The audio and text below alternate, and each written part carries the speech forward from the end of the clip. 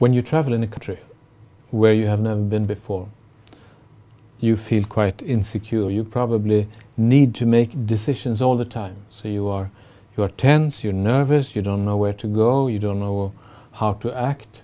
So decisions, decisions, decisions. But on the contrary, if you are moving around in an environment that you are familiar with, no decisions need to be made. It seems like all decisions are already made.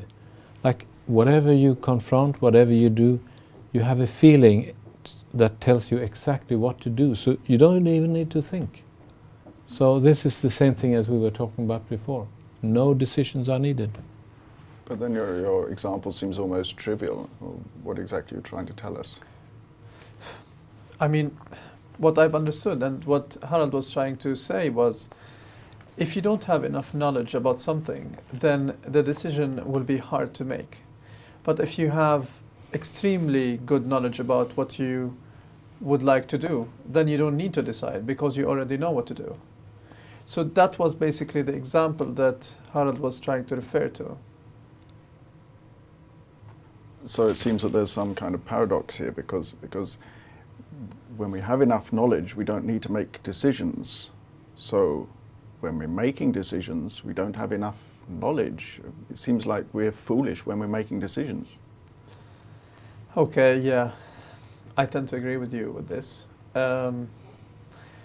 We might seem foolish that we don't know if our decision is going to be correct or not, so we will be in extreme fear. But I would say, on the contrary, it's good to make a decision than not to make a decision at all. Why is that? Because then we are at least taking control of our own destiny in our decision instead of making circumstances deciding for you. Sorry? I mean, you see, instead of your conscience trying to make the decision for you, you are keeping circumstances to make the decisions for you. I mean, can you see what I mean here? I'll just try to repeat so that you can understand clearly. If you don't decide, then your conscious mind will stop thinking about the decision, and instead the circumstance will decide for you instead of you deciding. We've just learned that unconscious routines are the most efficient. Yes, that is so. They are efficient, but only as long as we can trust them. And sometimes when you are in a new environment, I said were in a foreign country or experiencing something we don't really know, then we cannot trust our unconscious routines. We feel insecure. We realize that we cannot trust the knowledge in our unconscious routines.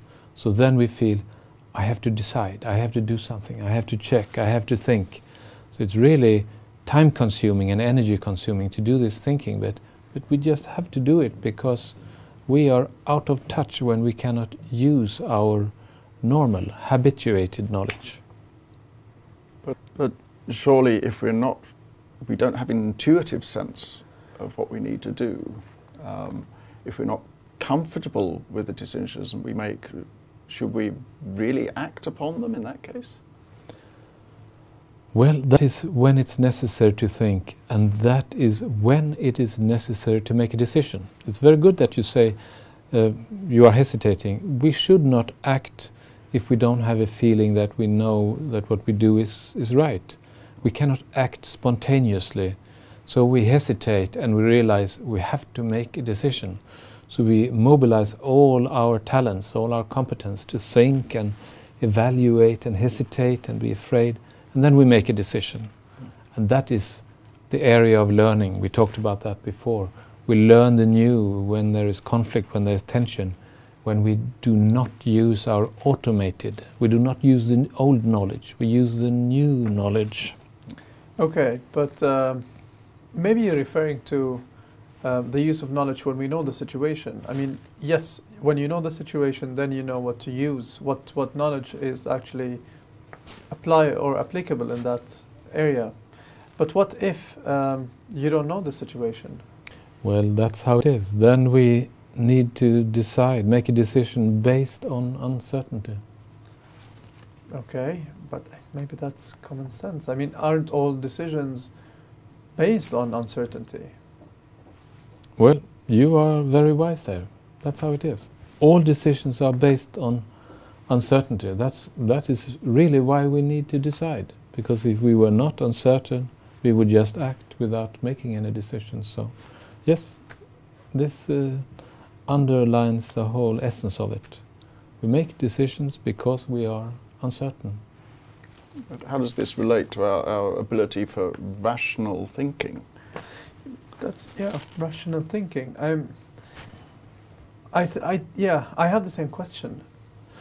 Well, no, you know, decisions are usually not based on rational thinking. We wish they were, but usually they are not. Decisions are rooted in our totality of an experience, because rational thinking is only seeing a very small part of it. So you need as much information as possible when you decide, and we are not conscious of such quantities of information. So that's the paradox. When we have no knowledge, we have to trust our feelings.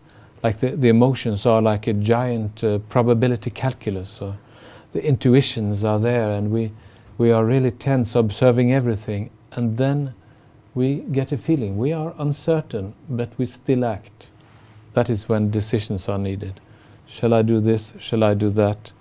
There's a gut feeling guiding you. This is really very abstract to me. I mean, I can't hold off my head. I would like to just provide me with some examples. Well, example, I think a general example will do that. When you feel insecure, it's difficult to act, and when you feel secure, it's very easy to act. The more secure you are, the easier it is. So this illustrates that decision making is, you take a risk. Okay, so just to reiterate what you said, decision making is risk taking. Right, you are. I'm glad you understand, because this again focus on the very essence of decision making. It is risk taking, and everyone who is a good decision maker knows it.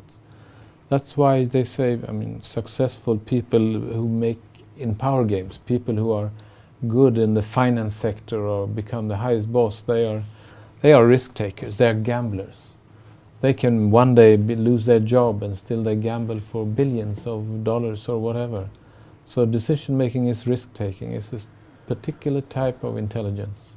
I see. So in that case, bold players will actually win it all.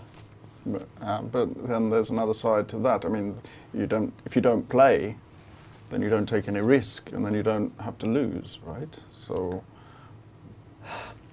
Yeah, but I think you're oversimplifying things. If you don't play, you will never win. And in this case, you will just keep what you already have. You won't be winning anything else. Yeah, that's right. I think that we are to some extent repeating ourselves here, and the crucial part of it all is that when you have no knowledge, you need to make a decision. So they are like knowledge and decisions are complements to each other. When there are many decisions, you may get new knowledge. But when you utilize your knowledge, it's more like a machine-like thing. And this is what the whole course is about, to see knowledge as this resource that can be exploited and reused as if it was a computer, as if it was a machine, making money out of knowledge. That's what is the basic thing we are talking about here. Okay, so just to recap what we have already been explaining. So good decisions will basically path the way to a better future.